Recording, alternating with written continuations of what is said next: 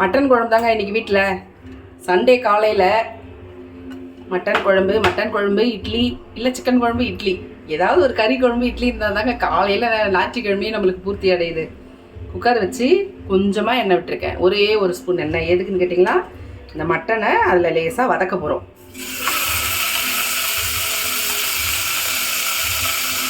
நம்ம வேக வைக்கிறது இந்த மாதிரி வேக வச்சிங்கன்னா நல்லாயிருக்கும்.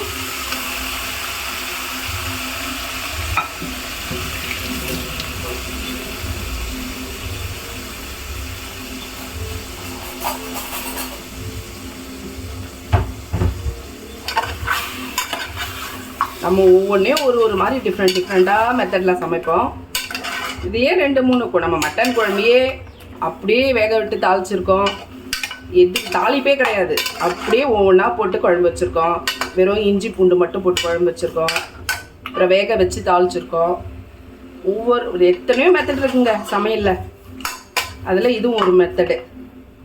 நம்ம எண்ணெய் ஊற்றி மட்டனை போட்டாச்சு. மட்டனை அப்படியே கொஞ்சம் நேரம் வதக்குவோம். அதில் இருக்கிற தண்ணி எல்லாம் விடும்.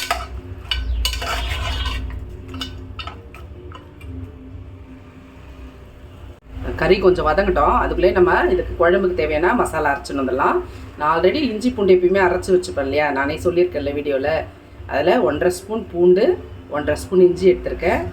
கண்டிப்பாக மட்டன் செய்யும் போது கொஞ்சம் மிளகு சேர்த்துங்க. நான் மிளகாத்தூள்லேயே சேர்த்து அரைக்கிறதுனால ஒரு டைமில் நான் போட மாட்டேன். அந்த மிளகாத்தூளில் இருக்கிற மிளகே போதுன்னு. சில டைமில் தோணுன்னா கொஞ்சமாக வச்சுப்பேன். ஒரு 1/2 ஸ்பூன் மிளகு, 1/2 ஸ்பூன் சோம்பு எடுத்திருக்கேன். இதை ஜாரில் சேர்த்து அரைச்சிடலாம். இதை பாருங்கள், அதில் இருக்கிற தண்ணியெல்லாம் எவ்வளோ தண்ணி வெளியே வந்திருக்கு. இப்போ நம்ம கொஞ்சம் கொஞ்சமாக நம்ம எப்பயுமே கறி வேக வைக்கும்போது கொஞ்சம் கொஞ்சம் போடுவோம் பார்த்தீங்களா. நம்ம அரைச்சி வச்ச மசாலாவில் கொஞ்சம் போட்டுக்கலாம். இதில் ஒரு வெங்காயம் கட் பண்ணி வச்சுருக்கேன், இதையும் போட்டுக்கலாம்.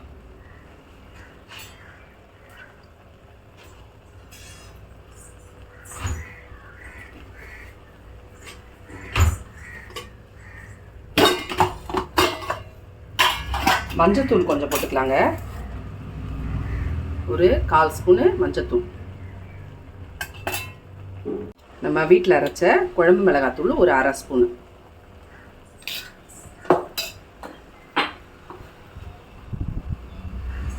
கறிக்கு தேவையான உப்பு.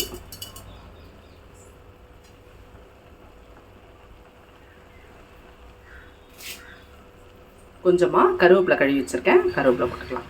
இப்போ அப்படியே ஒரு கலந்து விட்டுட்டு குக்கரை மூடி வச்சிடலாம்.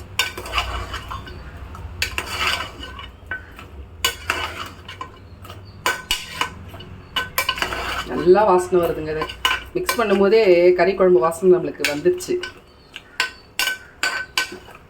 நம்ம தண்ணியெல்லாம் ஊற்ற வேணாம், இதில் இருக்கிற தண்ணியே போதும், இது வெந்துடும். குக்கரை மூடி வச்சிடலாம். பாருங்க, நம்ம குக்கரில் மட்டன் வேக போட்டாச்சு. அது ஒரு பக்கம் வெந்துட்டுருக்கு. இப்போ நம்ம மட்டன் குழம்பு தாளிச்சிக்கலாம். அது வேக வச்சாச்சு. அதனால் ஏற்கனவே அதில் கொஞ்சம் தான் எண்ணெய் விட்டேன். நான் ஒரே ஒரு கரண்டி தான் விட்டேன். இதில் கொஞ்சம் குழம்புக்கு தேவையான வெங்காயம் தக்காளி வதங்கணும் இல்லையா, அதுக்கேற்ற மாதிரி கொஞ்சம் எண்ணெய் விட்டுக்கலாம். இது கறியில் வந்து கொழுப்பு இல்லை. கொழுப்பு இருந்துச்சுன்னா கண்டிப்பாக எண்ணெயை வந்து கம்மியாக ஊற்றிங்க. பாருங்க, ஒரு 2 வெங்காயம், நல்ல பெரிய பெரிய வெங்காயம். இதை வந்து பொடியாக கட் பண்ணிங்க, ஆனால் மெல்லிசாவும் கட் பண்ணிங்க. ஏன்னா நம்மளுக்கு கிரேவி நல்லா கிடைக்கும். இப்போ எண்ணெய் ஊற்றி வச்சுட்டு எண்ணெய் காஞ்சிருச்சு. இந்த வெங்காயத்தை போட்டுக்கலாம்.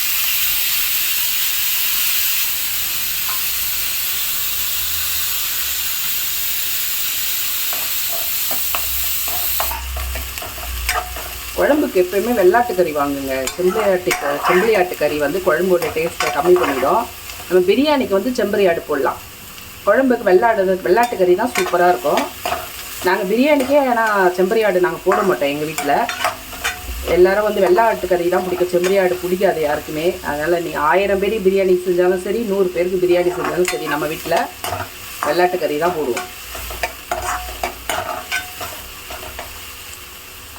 நம்ம தோட்டத்தில் காய்ச்ச தக்காளி உண்மையிலே போட்ட உடனே டக்குன்னு வதங்கிடுதுங்க. டேஸ்ட்டும் வந்து சூப்பராக வருது. ஏன்னா நம்ம மருந்து போடுறது இல்லைல்ல, அதனால் ரொம்ப நல்லாயிருக்கு.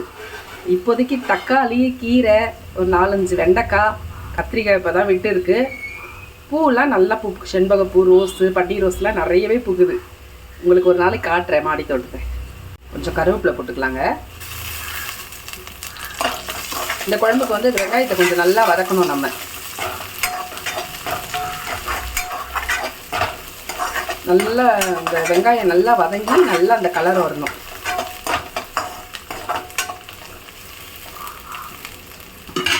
இந்த வெங்காயம் நல்லா வதங்கி அந்த எண்ணெயிலேருந்து மிதக்க ஆரம்பிக்கும் பாருங்கள். அந்த மாதிரி இருக்கணும். வெங்காயம் நல்லா வதங்கிடணும். இப்போ இந்த நம்ம அரைச்சி வச்சுருக்கோம் இல்லையா, இந்த பேஸ்ட்டை போட்டுக்கலாம்.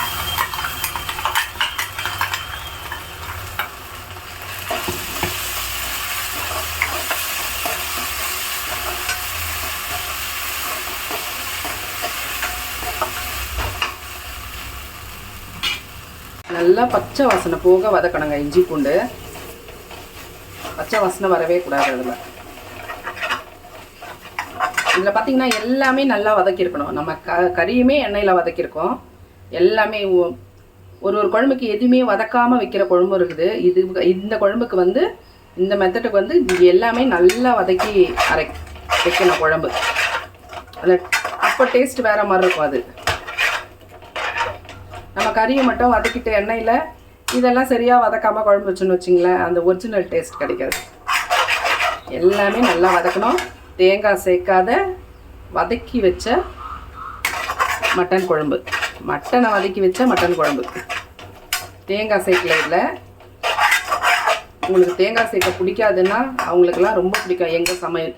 ஏன்னா நம்ம வீட்டில் தேங்காய் ரொம்ப ரொம்ப கம்மி சேர்க்கறது. பசங்களுக்கு பிடிக்க மாட்டேங்குது, என்னன்னு தெரியல. இதுக்கு போடணுமோ ஒரு சிலருக்கு நம்ம சேர்த்தே ஆகணும்னு இருக்கோம் பார்த்தீங்களா, அதுக்கு மட்டும்தான் தேங்காய் சேர்ப்பேன். மற்றபடி நம்ம கன்னியாகுமரி கேரளா சைட்லாம் பார்த்தீங்கன்னா ஃபுல்லுமே தேங்காய் அரைச்சி ஊற்றி பண்ணுவாங்க. அவங்களுக்கு அந்த டேஸ்ட் தான் பிடிக்கும். இந்த திருநெல்வேலிக்காரங்களாம் நம்ம ஃப்ரெண்டு எல்லாம் இருக்காங்க, அவங்களுக்கெல்லாம் வந்து இந்த தேங்காய் சேர்க்காத குழம்பு அவங்களுக்கெல்லாம் இந்த தேங்காய் சேர்க்காத குழம்பு பிடிக்காது. இருந்தாலும் ஆனால் நான் சமைச்சு கொடுத்தேன்னா ரொம்ப நல்லா இருக்குதுன்னு தான் சொல்லுவாங்க. நீங்கள் தேங்காய் சேர்க்காத வைக்கிற குழம்பே ரொம்ப நல்லா இருக்குதுங்க, நாங்கள் வந்து தேங்காய் சேர்த்தா தான் எங்களுக்கு நல்லா இருக்குதுன்னு சொல்லுவாங்க. ஒரு பக்கம் சர்ச்சில் ப்ரேயர் நடக்குது, இன்னொரு பக்கம் கோவிலில் கும்பாபிஷேகம் நடக்குது. ரெண்டு பக்கமும் ரெண்டு சத்தம் எங்களுக்கு. இப்போ இதுக்கும் இடையில கொஞ்சம் சத்தமாக பேசி தான் வீடியோவே எடுக்கிறேன் நான். நல்லா வதங்கிடுச்சு மசாலா.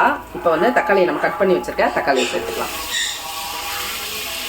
இதில் கொஞ்சமாக உப்பு போட போகிறோம். இல்லை நம்ம கறிக்கு தேவையான உப்பு இதில் போட்டாச்சு. இதில் கொஞ்சமாக போட போகிறோம். அப்புறம் டேஸ்ட் பண்ணிவிட்டு போட்டுக்கலாம். நிறையா இட போதும். இப்போ இதையும் நல்லா வதக்கணும். இது நம்ம வீட்டில் காய்ச்சி தக்காளி தானே, டக்குன்னு வதங்கிட பாருங்க. உப்பையும் சேர்க்க மாட்டேன் நான், உப்பையும் சேர்க்காமல் வதக்கிடுவேன். அப்போவே சூப்பராக வதங்கிடும். இப்போ உப்பு சேர்த்து வதக்கிறேன். கொஞ்ச நேரத்துலேயே குழன்னு ஆகிடும் பாருங்க தக்காளி. பாருங்க நல்லா வதங்கிடுச்சு. இது நம்ம வீட்டில் அரைச்ச குழம்பு மிளகாத்தூள். எல்லாத்துக்குமே இந்த ஒரே தூள் தாங்க நம்ம வீட்டில். எல்லா குழம்பு தொக்கு வறுவல் எல்லாத்துக்குமே இந்த ஒரு தூள் தான் போடுவேன். ஒரு 4 ஸ்பூன் போட்டுக்கலாம். ஏன்னா நம்ம அதுலேயுமே கறி வதக்கத்துலேயுமே நம்ம மிளகாத்தூள் ஒரு 1/2 ஸ்பூன் போட்டுட்ருக்கேன். அதுலேயும் இஞ்சி பூண்டு கொஞ்சம் போட்டிருக்கோம். அதனால் இதில் கொஞ்சம் காரம் கம்மி பண்ணிக்கலாம். ஏன்னா வெயில் டைம்ன்றதுனால கொஞ்சம் காரம் கம்மி பண்ணிக்கிறது நல்லது. குளிர் டைமில் மழை டைமில் நம்ம காரம் கொஞ்சம் எக்ஸ்ட்ரா எடுத்துக்கலாம், நல்லாயிருக்கும் அது. ஆனால் வெயில் டைமில் கொஞ்சம் காரம் கம்மியாக சேர்த்துங்க, உடம்புக்கு நல்லது அது. நல்லா வதக்கி விட்டுக்கலாம். நல்லா நம்ம அந்த மிளகாத்தூள் போட்டு நல்லா வதக்கியாச்சு. இப்போ நம்ம மட்டன் வேக வச்சுருக்கோம் இல்லையா, அந்த குக்கரை ஓப்பன் பண்ணி அதில் கொட்டிக்கலாம். பாருங்க நல்லா சூப்பராக வெந்து போச்சு. இப்படியே சாப்பிட்லாம். நம்ம அப்பயே எடுத்து கொஞ்சம் எக்ஸ்ட்ரா தண்ணி வச்சுட்டோன்னு வைங்களேன், அப்படியே சாப்பிட்லாம் நம்ம இட்லிக்கு. கொட்டிக்கலாம்.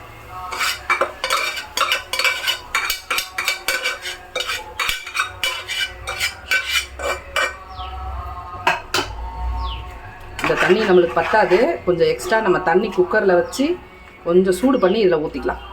பச்சை தண்ணி ஊற்றாதீங்க, கறி வந்து மறுத்துக்கும். கொஞ்சம் சுடு தண்ணி ஊற்றிக்கலாம். இதை பாருங்க, சுடு தண்ணி கொஞ்சம் போட்டேன், இதை எடுத்து இதில் ஊற்றிக்கலாம்.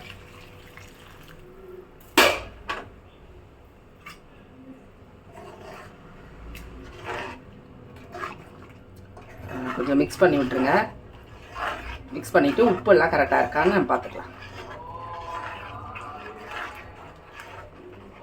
ஏன்னா நம்ம மசாலா அங்கே நின்றுடக்கூடாது இல்லையா, அதனால் கொஞ்சம் மிக்ஸ் பண்ணி விட்டுருங்க நல்லா. அது கொதிக்கும் போது கரைஞ்சிரும், இதெல்லாம் கொஞ்சம் மிக்ஸ் பண்ணி விட்டுடலாம். டேஸ்ட் பண்ணிக்கலாம்.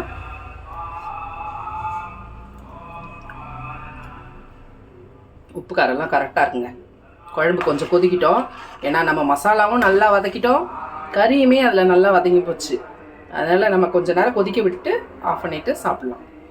பாருங்க குழம்பு எவ்வளோ அழகாக அந்த கலர் பார்த்திங்களா எப்படி இருக்குது.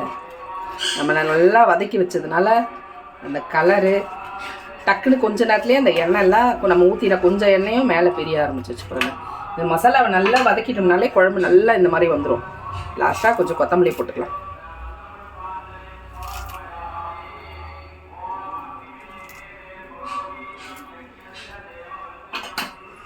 கொத்தமல்லி போட்டு அப்படி கிளறி விட்டு அடுப்பு ஆஃப் பண்ணிடலாம். பாருங்க சுட சுட இட்லியும் மட்டன் குழம்பு ரெடி. நம்ம வதக்கி வச்ச வந்துட்டாங்க, பாப்பா வந்துட்டாங்க. சரி, நம்ம மட்டனை வந்து வதக்கிட்டு அப்படியே எல்லாமே ரொம்ப நல்லா வதக்கிட்டு அதுக்கப்புறம் குழம்பு வச்சுருக்கோம். ரொம்ப நல்லாயிருக்கும்.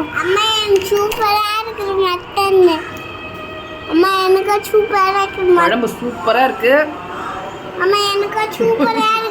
சரிம்மா நீ சொல்லுமா எப்படி இருந்து சொல்லுமா. குழம்பு எப்படி இருக்கு சொல்லு. ஒழுங்கா உட்காந்து சொல்லு. இவங்க வீடியோ எடுத்தாலே இவங்க வந்துருவாங்க எப்படி இருக்குன்னு சொல்றதுக்கு. ஃபர்ஸ்ட் நானும் பாப்பாவும் தான் சாப்பிட்டது. பாருங்க கையிடுறா பையா. இந்த பாருங்க பாப்பாவுக்கு வச்சாச்சு, பாப்பாவும் நானும் தான் சாப்பிட்றோம். உண்மையிலே ரொம்ப நல்லா இருக்குங்க குழம்பு. இந்த மாதிரி செஞ்சு பாருங்க, சூப்பராக இருக்குது. உங்களுக்கு நம்ம குழம்பு பிடிச்சிருந்தா லைக் பண்ணுங்கள், ஷேர் பண்ணுங்கள், கமெண்ட் பண்ணுங்கள், சப்ஸ்கிரைப் பண்ணுங்கள். பாய்.